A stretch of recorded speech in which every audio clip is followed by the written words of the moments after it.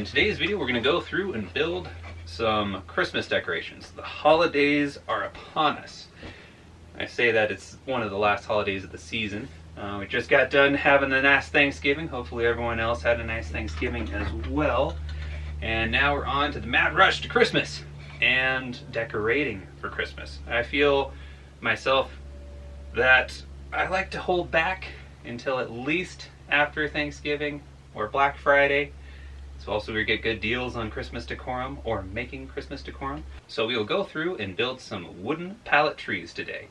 And there's a couple different ideas rolling around. The one actually that the missus enjoyed the most is going to be the first preliminary. We'll go through. It should be a pretty quick process and I'll take you along and hopefully you enjoy.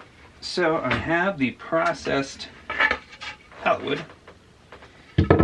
And the basic premise behind it isn't a hard one necessarily, but it's the layout. So we'll have a center and then all these little branches all the way up.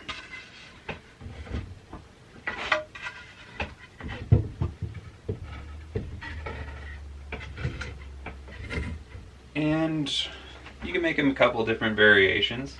I'm going to go off a more straight look, but a lot of people like to kind of move them a little bit, kind of make them a little off, kind of a more Charlie Brown Christmas tree, something like that ish. So like I said, my rendition, I'll just go through and go for a more straight approach. As much as these knots can look cool, yeah, if I put it at the top will be good. These are going to be a bit more of a pain.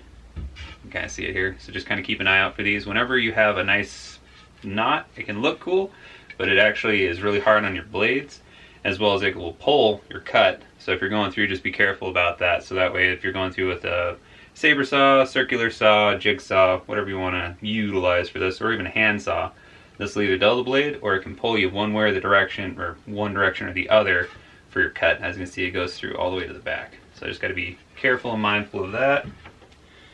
Kind of line it up a bit. So for kind of a quick and dirty method that I'm going to use on here is I'm going to line out all the boards. Utilize the shortest board I got at the top. Ish. And I'm just going to make 2 cuts. I'm going to pin nail this on first. Put that to the top. So there we are. Might even let that kind of hang over the edge a little bit. Still have some good purchase on there. Yep. Reason being for that is so the blade isn't cutting through this as much as it is this. And it gives me a little bit of extra length on the tree. So about right there, I'd be halfway. Use my wall here as a straight edge. These don't have to be exact. Like I said, I'm going off of a more straight look. Doesn't mean they have to be perfectly straight. This is all whatever you want it to be. Don't feel super pressured to have this absolutely perfect unless you want it to be perfect. But it is pallet wood. That's the beauty of it. Doesn't have to be absolutely perfect for everyone to enjoy it. So I'm going to go through, put in probably 4 pin nails per one. Should give it enough purchase. And then it also alleviates the ability that you could go through this with screws. A lot of the screws I have are going to be a little too long. You can just throw a center screw through them, let them just kind of hang and move a little bit. More of a free-flowing tree, if you will. And yeah, we'll just make 2 lines, 2 cuts. I'll probably go outside for that, and it's getting a little dark, so I might not film that part. I'm just going to make 2 cuts, and we'll go through on the lineup of it. And on to the next step.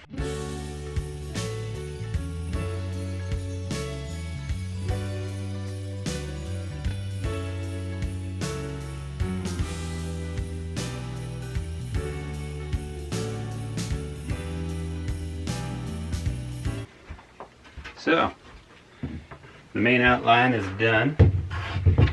You can sand off a little bit of the rough cut. I'll go through and do that here in a second. Any pencil markings that are still left over, you can go through and take care of those.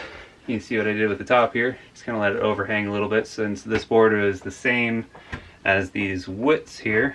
Might as well kind of elaborate a little bit, get a little extra length out of that, or a little extra height. So kind of had a genius moment there. You take the cutoff pieces from the top, or any of the other pieces therein, you can then turn these over and make them feet. So what I'm going to do through here now is, thinking about it, for wind and everything else, you're going to have a lot more force pushing this like a kite or a sail forward and back. So the longest pieces that I have, that were the top cut, I'm going to put as the forward and back, and I'll use that miter, kind of add a little accentuation, a little extra look to it. Then I can utilize these pieces as such to make kind of a little L bracket. And I can just center it up, hit it in there, and do the other side as well. So we'll have back and forward, or forward and back, and we'll go side to side. And then this one should be freestanding. So I'm going to go through and do that up real quick. So this is a prime example of where I kind of went and bought the farm on this one.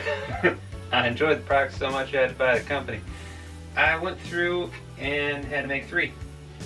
The process is very simple, very enjoyable, and like I said with the feet, what I ended up doing was, I'll grab this guy's reference. Ended up going with kind of a pinwheel pattern. So this piece just gets pin nailed to this piece, and then that gives you a large face to go through and throw down 5 pin nails. I'm using pin nails, very simple. You can use glue if you want to. You can use nails, you can use screws, whatever medium. If you want to make this an ultra cheap option for you, you can just have a circular saw and reuse the nails out of the pallet, and you can just bend them over in the back if you don't mind that look. I'm just going for more of a clean look. I'll probably be going through and selling a few of these in my local area as well. So if you're in my region, you might see these pop up. I really enjoy the look of them, and they just came together so smooth and so quickly. If I have the forethought, and now that I know what I'm doing, I could probably pump out 3 or 4 of these in an hour and be done with it. It'll make fun lawn decorations. You can use these if you have like a studio apartment or just a small house as your actual tree. I'm going to be using these as lawn decoration myself. You can also shorten the legs up a bit if you're not worried about wind. I just kind of made these a little larger, like I said, for my front yard. Utilizing the top pieces, you can also cut those down. Pretty simple. If you have leftover boards and your cutoff isn't going to be large enough to make 4 feet out of the top 2 like I've been doing, then you can just go through and miter out some extra additional pieces, and then that'll give you your mitered look. I just like the idea that I cut that, looked at the remnant, and was like, how am I going to use that? Maybe I'll throw it away. Then I had that light bulb go off, and I was like, oh, there's the feet. I've seen some different renditions, but I really like this setup for the feet. I am not by any means saying that I am the one and only that came up with this idea, but here is how to make a simple little pallet wood Christmas tree. This takes next to no real super crazy woodworking knowledge of any kind. I just took and made a line, so you don't need to figure out and have some miter gauge or anything like that. Not that this would be too crazy, it's probably just a basic 45-ish. Like I said, I just made a mark from the corner up to the center.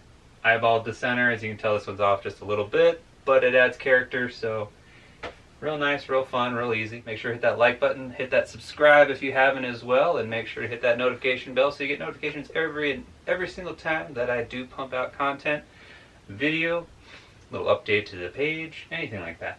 So thank you very much for watching. Hopefully you got something from this. This build is technically free for me. For you, this project could be as cheap as $5 in nails, $5 in wood glue, or this could be as simple as just throwing together and utilizing the nails that you already have and just a little bit of electricity through a circular saw. So hopefully you enjoyed, and we'll see you in the next one.